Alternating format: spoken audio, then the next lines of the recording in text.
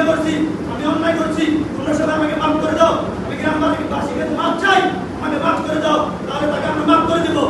আর যদি অর্থনৈতিক কোনো সমস্যা থাকে, প্রবাসীরা আমাদেরকে বলছে যে আর সকল সমস্যা আমরা সমাধান করতে, আমরা পুরা গ্রামবাসী তার পাশে দাঁড়াবো কিনা?